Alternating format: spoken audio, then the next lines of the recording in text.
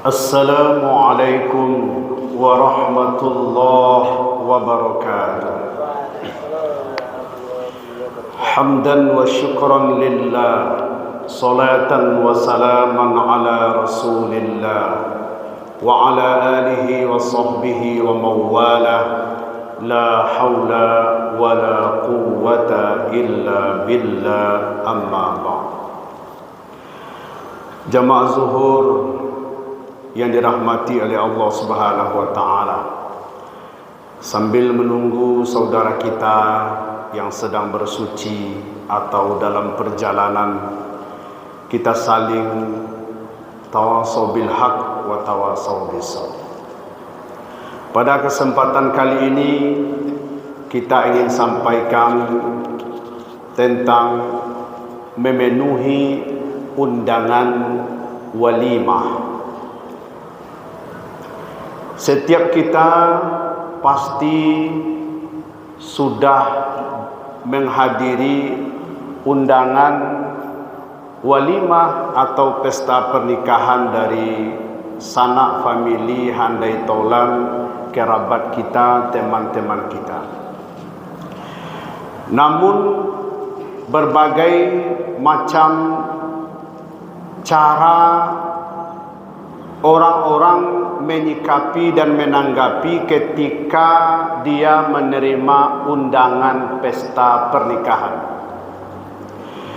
Ada yang menyikapi dengan antusias ketika dia menerima undangan, lalu diingat-ingat tanggal pestanya dan dia berkeinginan untuk menghadiri undangan tersebut. Ada pula yang setelah menerima undangan pesta dari saudaranya, dari kerabat, dari temannya, lalu undangan itu dibiarkan begitu saja, bahkan lupa di mana letak undangan itu, dan bahkan lebih parah lagi, tidak menghadiri sama sekali undangan walimah dari saudara-saudara kita. Yang ketiga, ada pula yang menyikapi undangan walimah itu, dia tidak hadir, tapi dia berkirim amplop atau berkirim kado kepada orang yang hadir. Dia tidak hadir, tapi hanya berkirim saja. Ada pula yang begitu. Kemudian ada pula yang keempat, yang fenomena kita lihat, dia juga tidak hadir ketika diundang untuk pesta pernikahan, tetapi hanya memberikan karangan bunga. Karangan bunga selamat menempuh hidup baru, tertanda Sianu, kan gitu dibuat namanya. Tapi dia tidak hadir. Itu kita lihat di tengah masyarakat menyikapi undangan-undangan pesta pernikahan. Kemudian cara orang mengundang pun beragam. Ada yang mengundang dipakainya adat istiadat, ditapiak banduah, ditingkek janjang, dinanyai rumah di bawaan Syria. Lalu diundanglah saudaranya itu untuk pesta pernikahan anak kemenakannya. Ada pula yang mengirim undangan kepada orang lain untuk disampaikan kepada seseorang bahwa dia mau melaksanakan pesta pernikahan. Dan ada pula yang mengundang melalui WhatsApp, melalui WA, melalui grup ataupun japri, jaringan pribadi langsung kepada yang bersangkutan. Ini mungkin akibat dari kemajuan zaman, dan ini tidak bisa kita pungkiri. Maka jamaah yang dirahmati Allah, bagaimana Islam, agama kita yang mulia, mengajarkan ketika kita menerima undangan pesta walimatul urs atau pesta pernikahan. Mari kita merujuk kepada hadis Sahih Bukhari yang diriwayatkan dari Ibnu Umar. Apa kata Rasul? Idza du'iya ahadukum ilal walima falyatiha. Rawahul Bukhari wa Muslim. Apabila engkau diundang oleh seseorang untuk menghadiri walimah, maka hendaklah datangi ia. Jadi ketika kita diundang, kata Nabi, maka datangi. Maka hukum menghadiri undangan itu adalah menurut jumhur ulama adalah wajib. Menghadiri undangan walima itu hukumnya adalah wajib, kecuali ada uzur. Ada uzur yang menyebabkan menghalangi kita untuk menghadirinya. Untuk itu jamaah yang dirahmati oleh Allah Subhanahu wa taala, agama kita sudah memberikan tuntunan ketika kita diundang oleh saudara kita, itu wajib kita menghadirinya. Karena itulah kesempatan kita untuk bertemu. Kadang karena keseharian ini Bapak Ibu, kita sudah sibuk dengan aktivitas masing-masing, bekerja, ya kan, berdagang, ya kan, cari uang. Kapan lagi bertemu dengan saudara-saudara? Hanya 2 kesempatan saja lagi. Kapan itu?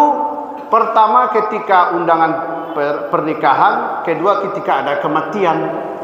Kalau sudah ada meninggal baru kita datang. Kalau sudah ada pesta, ada undangan, baru kita mendatanginya. Itu diantara momen-momen kita bertemu dengan saudara, kerabat, sanak famili, handai tolan dan kawan-kawan.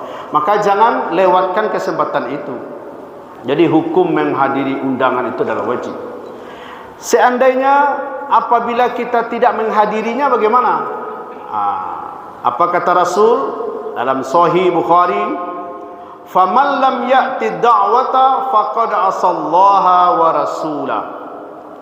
Siapa yang tidak menghadiri undangan walimah itu, maka sungguh dia sudah bermaksiat kepada Allah, bermaksiat kepada Rasulullah.